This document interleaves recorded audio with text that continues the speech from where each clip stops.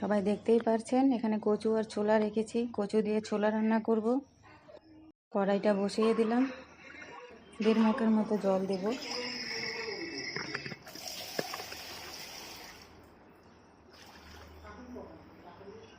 বেশি সিদ্ধ করব না, অল্প। কচুটা দিয়ে দিই। দেখলে মনে হয় এক কড়াই কচু। এটা সিদ্ধ হবে, অর্ধেক হবে, ভাজা করব তখন আবার অর্ধেক হবে, রান্না করে অল্প একটু হবে। ঢাকা দিয়ে দিলাম।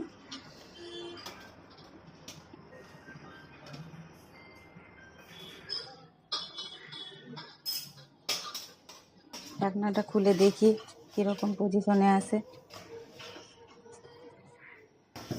হয়ে গেছে মোটামুটি সিদ্ধ, বেশি সিদ্ধ করার দরকার হবে না, কারণ ছোলা তো আমি সিদ্ধ করিনি, কচুর সঙ্গে একসঙ্গে দিয়ে রান্না করব। কচু ছোলা একসঙ্গেই সিদ্ধ হবে পুরোপুরি।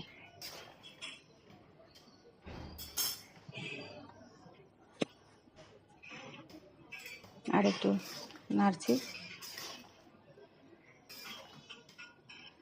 হয়ে গেছে সিদ্ধ, এখন নামিয়ে নেব। নামিয়ে নিয়ে আবার কড়াইটা বসাইলাম, তেল দিলাম,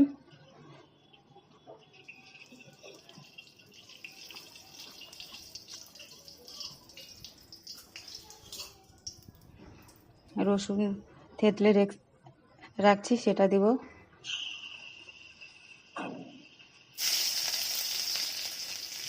লঙ্কা দিব, লঙ্কাগুলো চিড়ে রেখেছি, নাহলে গায়ের মধ্যে ফুটবে।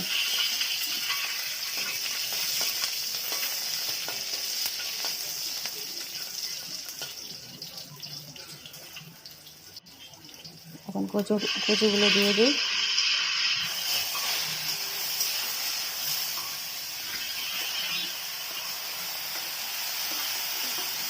খেতে ভারী স্বাদ হয়, আপনারা জানেনই সবাই।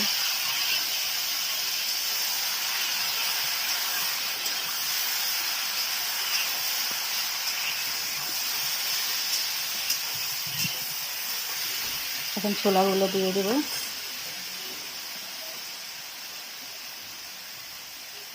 হলুদ দিলাম,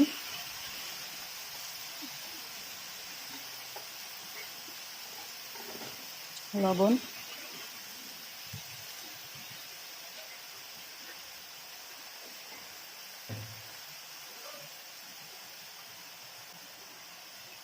এখন ছোলাগুলো দিয়ে দিই।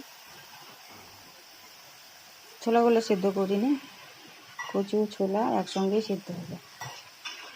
মিডিয়াম স্টিমে রাখবো, আস্তে আস্তে সিদ্ধ হবে। নাড়াচাড়া করে নিয়ে ঢাকা দিয়ে রাখবো।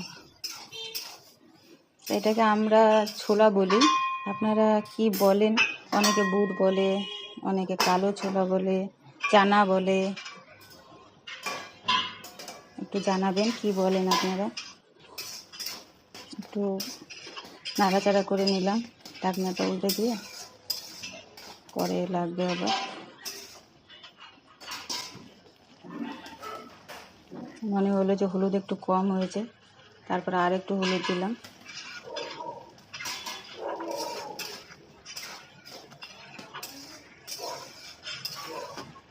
আবার ঢাকনা দিয়ে দিলাম।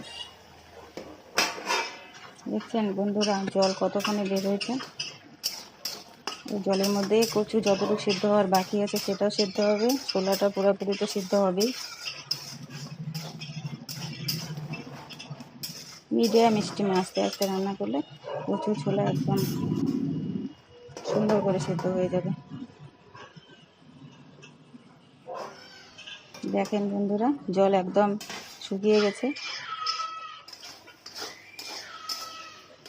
1.5 চামচের মতো চিনি দিলাম, কচুটা একটু মিষ্টি মিষ্টি হলে না ভালো লাগে।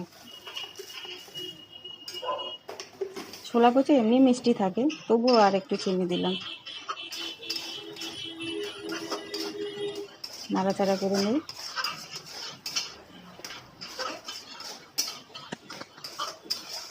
হয়ে গেছে আমার রান্না, আর অল্প একটু।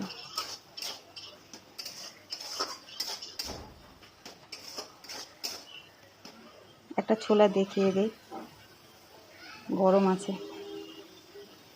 দেখেন ছোলাটা সিদ্ধ হয়ে গেছে।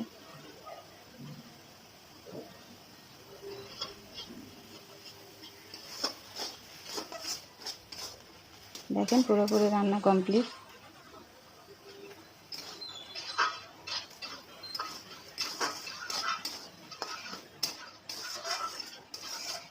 হয়ে গেছে, এখন ঢাকনা দিয়ে রাখবো 5 মিনিট, তারপরে পরিবেশন করব। দেখেন বন্ধুরা, থালায় দিয়েছে ভাত, পেঁয়াজ লঙ্কা, পাট শাক, মাছ ভাজা আর কচু দিয়ে ছোলা। কেমন হয়েছে পরিবেশনটা জানাবেন, রান্না কেমন হলো অবশ্যই জানাবেন।